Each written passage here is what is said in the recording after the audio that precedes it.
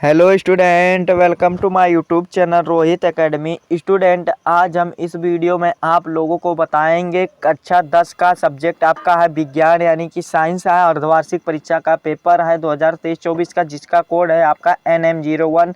ये पेपर आप लोगों के लिए वेरी इंपॉर्टेंट है। ये पेपर आप लोगों के अर्धवार्षिक एंड बोर्ड परीक्षा के लिए भी बहुत इंपॉर्टेंट है। ये वीडियो अंत तक आप ज़रूर देखें। अगर आप कक्षा 10 में पढ़ते हैं तो देखिए, समय आप लोगों को 3 घंटा दिया गया था। 3 घंटा 15 मिनट आप लोगों को दिया जाएगा बोर्ड एग्जाम में भी और इसमें भी। और आपका पूर्णांक रहेगा 70 नंबर का, ये तो आप लोग जानते ही होंगे। 20 नंबर आपका क्या रहेगा, बहुविकल्पीय प्रश्न यानी कि मल्टीपल चॉइस क्वेश्चन रहेगा। चलिए बिना देरी के शुरू करते हैं। आप लोगों को इस वीडियो में संपूर्ण हल के साथ इस वीडियो में बताएंगे एंड समझाएंगे आप लोगों को। और देखिए, खंड आ हमारा यहाँ से खंड आ बहुविकल्पीय प्रश्न से स्टार्ट होता है। 20 MCQ है। उपखंड का है इसमें से, यानी कि ये बात कर रहा है फिजिक्स की। आप लोगों का फिजिक्स भी रहेगा, उपखंड का में फिजिक्स रहेगा। और फिर चलिए आगे देख लेते हैं। पहला क्वेश्चन देखिए, पूछा है कि समतल दर्पण की फोकस दूरी होती है, यानी कि समतल दर्पण की फोकस दूरी कितनी होती है। ऑप्शन देख लेते हैं, यानी कि विकल्प देख लेते हैं। आ ऑप्शन है 0, और बा है अनंत, और सा है 25 सेंटीमीटर, और दा है -25 सेंटीमीटर। इसका जो सही आंसर होगा अनंत होती है। समतल दर्पण की फोकस दूरी क्या होती है, अनंत होती है। ठीक। और फिर अगला क्वेश्चन दूसरा है कि एक उत्तल लेंस की फोकस दूरी 25 सेंटीमीटर, तो इसकी लेंस क्षमता होगी। तो इसको फार्मूला पे सॉल्व करेंगे तो हमारा जो आंसर आएगा +4 आएगा, यानी कि 4 आएगा। आ वाला हमारा राइट आंसर है। फिर तीसरा क्वेश्चन है कि किसी दर्पण, देखिए देख लेते हैं कि किसी दर्पण में वस्तु का प्रतिबिंब सदैव वस्तु से छोटा और सीधा व काल्पनिक बनता है, तो वो क्या है, तो वो उत्तल दर्पण है, यानी कि बा वाला हमारा सही आंसर है। उत्तल दर्पण है, क्या है, बा वाला हमारा सही आंसर है। ठीक। फिर अगला क्वेश्चन देखिए, क्या है कि चंद्रमा से देखने पर आकाश दिखाई देता है, तो क्या दिखाई देता है, काला दिखाई देता है। ठीक, चंद्रमा से देखने पर। और अगला क्वेश्चन है कि एक स्वस्थ आंखों से दूर बिंदु होती है, यानी कि आप लोग क्वेश्चन समझने की कोशिश कीजिए। यहाँ पर दूर बिंदु क्या होती है, तो 25 सेंटीमीटर ही देख सकते हैं पूर्ण रूप से। ठीक, 25 सेंटीमीटर क्या है, आ वाला हमारा सही आंसर है। फिर अगला क्वेश्चन है, मानव नेत्र द्वारा किसी वस्तु का प्रतिबिंब बनता है, यानी कि मानव नेत्र द्वारा किसी वस्तु का प्रतिबिंब कहाँ बनता है। ठीक, तो देखिए कहाँ बनता है, रेटिना के दृष्टि पटल में बनता है, यानी कि दा वाला हमारा राइट आंसर है। ठीक, दा वाला रेटिना के दृष्टि पटल भी यहाँ पर दे सकता है ऑप्शन, आप लोगों को रेटिना पर लगा देना है। रेटिना वाला हमारा सही आंसर है। ठीक। फिर अगला क्वेश्चन है, कांच का अपवर्तनांक न्यूनतम होता है, यानी कि न्यूनतम क्या होता है, तो लाल होता है। दा वाला हमारा सही आंसर है। ठीक। फिर उपखंड बा खा हमारा यहाँ से स्टार्ट होता है, जिसमें से बायोलॉजी यानी कि जीव विज्ञान के क्वेश्चन पूछे गए हैं आप लोगों को। तो चलिए इसको भी आंसर आप लोगों को बता देते हैं, समझा देते हैं। आठवां क्वेश्चन है हमारा कि श्वसन में हमारी शरीर में किस मुख्य पदार्थ का ऑक्सीकरण होता है, तो किस मुख्य पदार्थ का ऑक्सीकरण होता है, तो ग्लूकोज का, यानी कि बा वाला हमारा राइट आंसर है। 8 का जो सही आंसर होगा बा वाला। ठीक। फिर अगला क्वेश्चन है कि वसायुक्त खाद्य पदार्थों का विकृत गंधता से बचाने हेतु मुख्यतः किस गैस का प्रयोग किया जाता है, तो किस गैस का प्रयोग किया जाता है, तो चलिए इसका भी आंसर बता देते हैं। नाइट्रोजन का प्रयोग किया जाता है, यानी कि एन का प्रयोग किया जाता है। ठीक, यह नाइट्रोजन का प्रतीक क्या होता है, एन होता है। ठीक।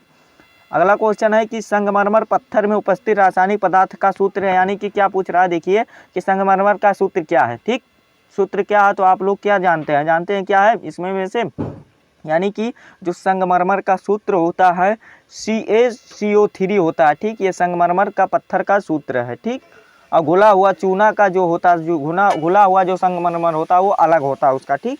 फिर ये इस प्रकार से ये वाला हो गया। फिर अगला क्वेश्चन है कि कार्बन की संयोजकता कितनी होती है, कार्बन की संयोजकता 4 होती है। हमारा जो सही आंसर होगा आ वाला राइट आंसर है, कार्बन की संयोजकता 4 होती है। अगला क्वेश्चन है कि मृदु साबुन बनाने के लिए आवश्यक पदार्थ है, तो कास्ट्रिक पोटास है, यानी कि सा वाला हमारा सही आंसर है। अगला क्वेश्चन है, मार्स गैस का सूत्र है, यानी कि मार्स गैस का सूत्र क्या होता है, तो CH4 होता है। ठीक, CH4 होता है। आ वाला हमारा सही आंसर है।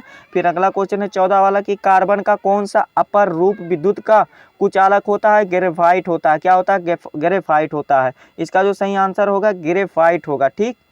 और फिर अगला क्वेश्चन है 14 वाला का क्या सही है, ग्रेफाइट सही है।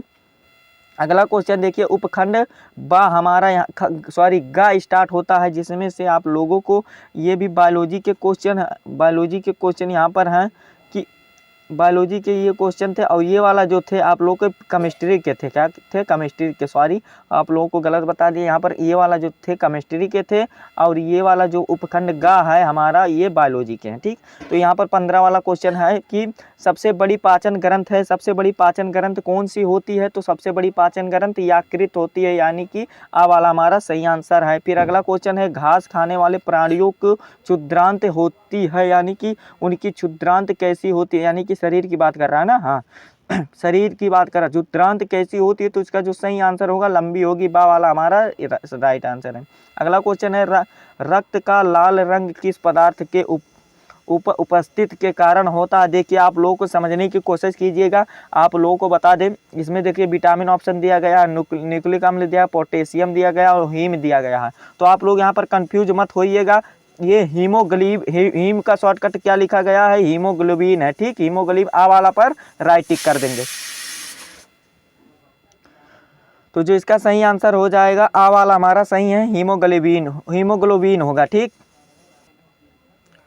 और जो हमारा अगला क्वेश्चन है कि वृद्ध हार्मोन है, यानी कि वृद्ध हार्मोन क्या है? तो ये वाला आप लोग खुद से देख लीजिएगा एक बार।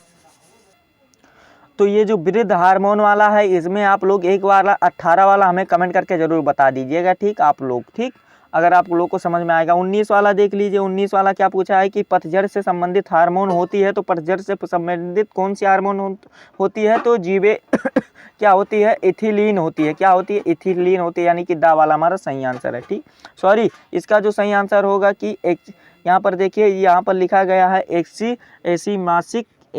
मासिक अम्ल है, यानी कि सा वाला हमारा राइट आंसर है। इसमें गलत टिक किया गया है, तो यानी कि इसका जो सही आंसर होगा सा वाला होगा। ठीक, फिर मनुष्य के अग्नाशय में निर्मित होता है, यानी कि उसमें क्या निर्मित होता है? तो इंसुलिन होता है। क्या होता है? गा वाला हमारा सही आंसर है, इंसुलिन। तो इस प्रकार से आप लोगों को 20 MCQ का 20 में से आप लोग को 19 आंसर यहाँ पर बता दिए एंड समझा दिए हैं। और एक आप लोग 18 वाला कमेंट कर दीजिएगा, हमें बता दीजिएगा। ठीक, और खंड बा हमारा यहाँ से स्टार्ट होता है, जिसमें से वर्णनात्मक प्रश्न है और इसमें लघुत्तरीय प्रश्न है कि प्रकाश का परावर्तन चित्र सहित परिभाषित कीजिए। 4 नंबर का है और यहाँ पर एक न्यूमेरिकल दिया गया, इसको सॉल्व कर लीजिएगा, बहुत ही आसान है, ये बोर्ड परीक्षा के लिए भी आसान है। फिर दृष्टि दोष के पीड़ित एवं व्यक्ति को कम 50 सेंटीमीटर दूरी तक होती है और हो सकता है, और उस व्यक्ति के दोष निवारण के लिए किस चश्मे का प्रयोग किया जाता है? स्पष्ट कीजिए। तो इस प्रकार से ये वाला कर लीजिएगा। 4 नंबर का है दीर्घ उत्तरीय प्रश्न कोई एक करना है, यानी कि कोई एक करना है, या मानव नेत्र के भागों का सचित्र वर्णन कीजिए या प्रिज्म के कणों का, ये वाला कर लीजिए। तो जो समझ में आएगा कर दीजिएगा। वैसे तो लगता है आप मानव नेत्र वाला करेंगे, वो वाला कर दीजिएगा। 6 नंबर पा जाएंगे दीर्घ उत्तरीय में। खंड खा, यहाँ उपखंड खा स्टार्ट होता है, जिसमें से लघु उत्तरीय प्रश्न है कि द्विब विस्थापन अपक्रिया के उदाहरण सहित दीजिए। 4 नंबर का है आप लोग का। और अगला क्वेश्चन है सिल्वर क्लोराइड को सूर्य के प्रकाश पे रखने का क्या होता है? 4 नंबर का दीर्घ उत्तरीय प्रश्न है कि अथवा करके दिया गया कि सोडियम हाइड्रोजन कार्बोनेट परीक्षण समझाइए तथा अम्लीय पोटेशियम डाइट्रोमेट का सूत्र लिखिए। 6 नंबर का अथवा करके दिया गया आप लोग कि क्या होती है जब केवल रासायनिक समीकरण लिखिए, ये वाला हमें है, तो ये वाला भी लिख दीजिएगा आप लोग। फिर अगला क्वेश्चन है, इसमें देखिए कि इसमें क्या है, क्या रासायनिक समीकरण लिखिए। कौन कौन सा लिखना है कि एथिल एसिटिक को कास्टिड को कास्टिक के सोडा के साथ गर्म किया जाता है, तो इसका लिख दे गन्ने के रस का किण्वन किया जाना। और फिर रेड नेल्टाइड का जलीय विलयन में पोटेशियम आयोड्राइड का जलीय विलयन में मिलाया जाता है, तो इसको रासायनिक समीकरण कीजिएगा। और फिर उपखंड ग हमारा यहाँ से प्रारंभ होता है। और फिर अगला यहाँ पर लघुत्तरीय प्रश्न है कि रुधिर प्लेटस के टिप्पणी लिखिए। 4 नंबर का है आप लोगों का। और फिर अगला है कि स्वयंपोषी पोषण तथा विषमपोषी पोषण में क्या अंतर होता है? 4 नंबर का लिख दीजिएगा आप लोग, स्वपोषी और विषमपोषी है। ठीक, फिर वृक्क के 5 प्रमुख कार्य लिखे, यानी कि जो वृक्क होता है क्या होता है? किडनी होता है। किडनी, वृक्क को दूसरे नाम क्या है? किडनी है, तो ये वाला कर दीजिएगा। ठीक, 4 नंबर का आप लोग का। दीर्घ उत्तरीय प्रश्न देखिए बायोलॉजी में क्या है कि आप लोगों का कि मनुष्य के हृदय के बाह्य रचना का नामांकित चित्रण कीजिए, यानी कि नाम भी लिखना है और चित्र भी लिखना है और उसको बारे में लिखना है। ठीक, अथवा करके दिया गया कि न्यूरॉन की संरचना बनाए तथा इसके कार्यों का वर्णन कीजिए। 6 नंबर का है और यही आपका पेपर था। ये पेपर आप लोगों के लिए वेरी इंपॉर्टेंट है। ये पेपर आप लोगों के बोर्ड एग्जाम एंड अर्धवार्षिक अगर आप लोगों को परीक्षा नहीं हुआ तो वो उसके लिए भी इम्पॉर्टेंट और प्री बोर्ड के लिए भी इम्पॉर्टेंट है। और ये पेपर आप लोगों को हम संपूर्ण तरीके से आप लोगों को बता दिए हैं एंड समझा दिए हैं। आप लोगों को वीडियो कैसा लगा है कमेंट करके ज़रूर बताइएगा। अगर आप हमारे चैनल पर नए हैं तो चैनल को सब्सक्राइब कर दीजिएगा और बेल आइकन को भी दबा दीजिएगा, और इस वीडियो को कक्षा 10 के जितने भी स्टूडेंट हैं उनके पास शेयर ज़रूर कीजिएगा। चलिए मिलते हैं नेक्स्ट वीडियो में नेक्स्ट टॉपिक के साथ। तब तक के लिए जय हिंद, जय भारत, वंदे मातरम।